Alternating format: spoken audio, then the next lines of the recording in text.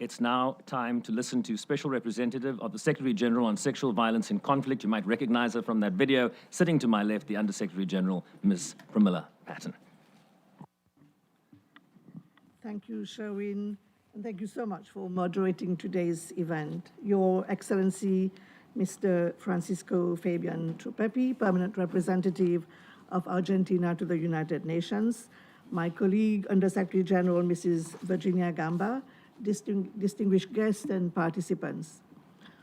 As we gather to mark the 11th official commemoration of the International Day for the Elimination of Sexual Violence in Conflict, I would really like to commend the visionary leadership of Argentina in putting this date on the global calendar.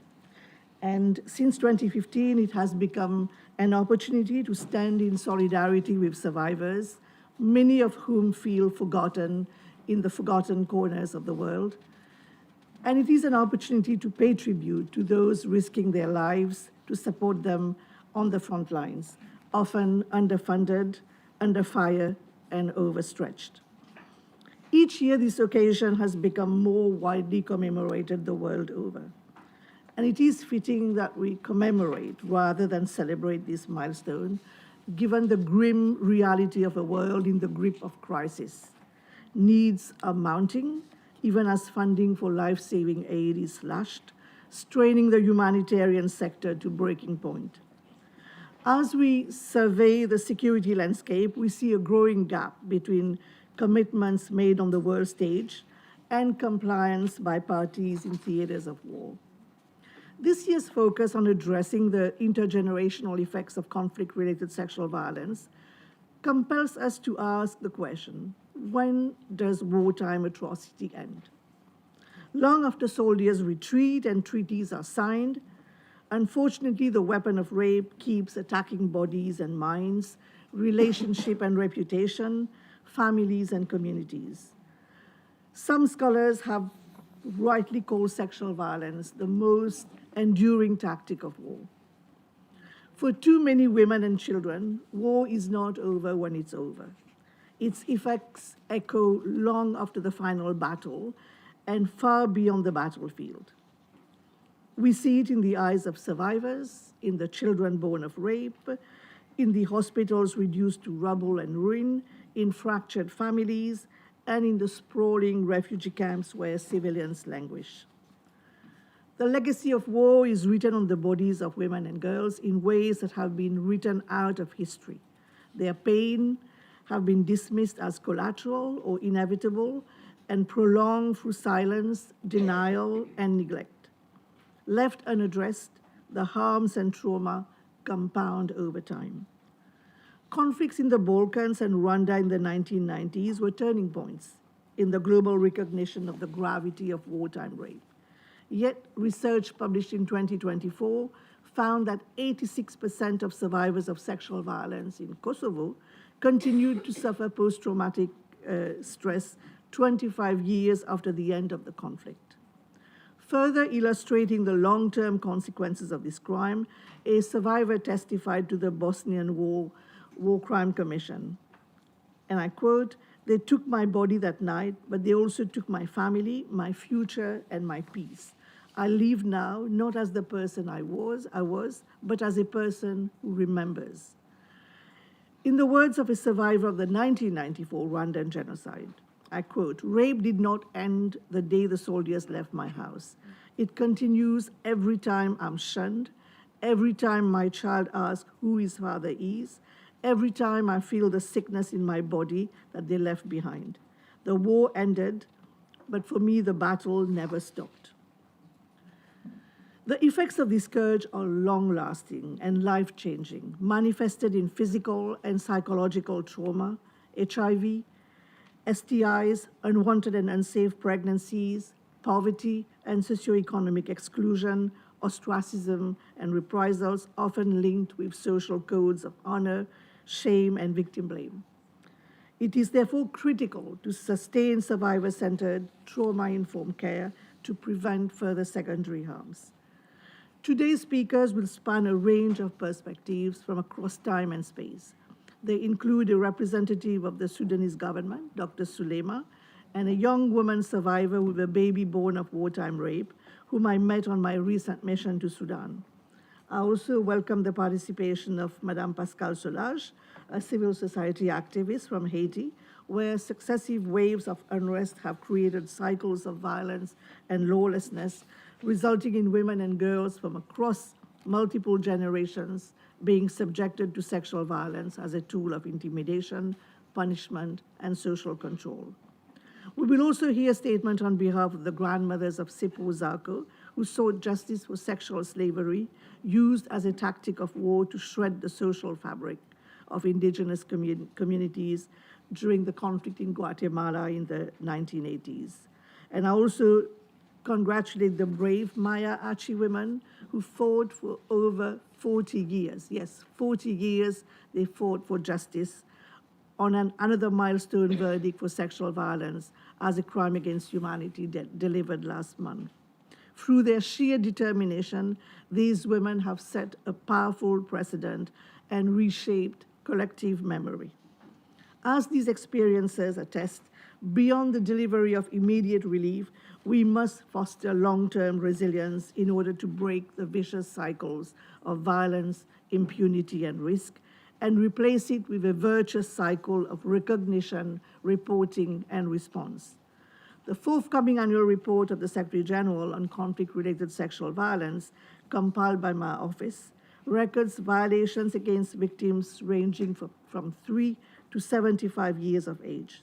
It documents over 4,500 UN-verified cases from across 21 country situations, which represent a 20% increase from 2023, which was itself a 50% increase from 2022. Every year, over 90% of these atrocities target women and girls. At the same time, we know this data remains a chronic undercount, reflecting incident reports rather than the scale of actual incidents, as most cases never reach a clinic, let alone a courtroom. The report emphasizes that the drawdown of UN mission is leading to security vacuum that threaten to reverse the progress made to protect and assist survivors and to mitigate the risk of recurrence. This, in turn, undermines the ability of women to contribute to conflict recovery, peace building, and development. At the same time, rising militarization and authoritarian rule are turning back the clock on women's rights. The report finds that even as the world contends with record numbers of civilians forced to flee their homes and homelands due to persecution and seemingly endless cycles of conflict, the level of respect for binding laws and obligations remain low. We see this in Ukraine, where reports of sexual violence against civilians, detainees, and prisoners of war have surfaced since the Russian invasion. We see it in Sudan, where sexual violence is once again being used to terrorize and displace communities, with devastating reports of women in Darfur committing suicide rather than facing the near certainty of rape by armed men. We see it in Eastern DRC, where countless women have been shunned and shamed in the wake of rape, with some describing the isolation and stigma as worse than the act of violence itself, resulting in cycles of exploitation and food insecurity. We see it in Myanmar, where sexual violence is used as a tool to suppress dissent and as a torture tactic during interrogation and detention, with family members forced to witness violations, leaving lasting scars. And we see the risk multiply amid spiraling humanitarian crises in Gaza, Haiti, Afghanistan, South Sudan, and elsewhere. What survivors have told me time and time again is what happened to me could have been prevented. They have broken their silence for the sake of justice and future generations. While rape is still subject in many jurisdictions to statutes of limitations, the trauma has no expiry date. Moreover, the pace of justice remains painfully slow, often coming years after the crime occurred, when stigma, so economic isolation, and untreated injuries have already destroyed the lives of victims and reverberated across generations. And this includes the children born of wartime rape, who face specific threats and risk related to statelessness, poverty, exploitation, recruitment, and radicalization. Excellencies, ladies and gentlemen, we do not have the luxury of looking away. We do not have the luxury of reciting words of condemnation and moving on when survivors lack support to move on with their lives. Women and girls are paying the price of impunity, militarism, and weaponized misogyny. They are shouldering the burden of care and the weight of history in the face of funding cuts that undercut international security and cooperation. Thousands of survivors will lose access to medical care, psychological support, shelter, and legal redress. The price tag will be more chaos, more displacement, broken promises, resentment, and extremism, fanning the flames of hostility and fueling the next wave of warfare, wiping out decades of development gains.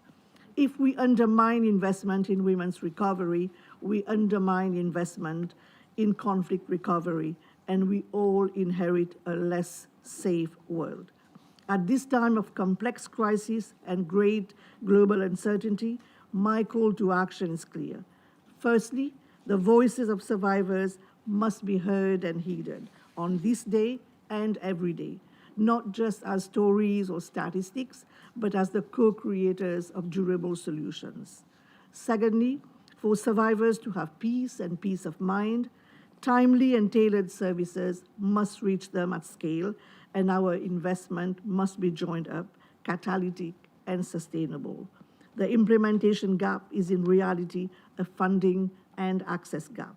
We therefore need sustained political resolve and resources equal to the scale and duration of the challenge. This includes replenishing the SRSG Multi-Partner Trust Fund, which support the operational arms of my mandate.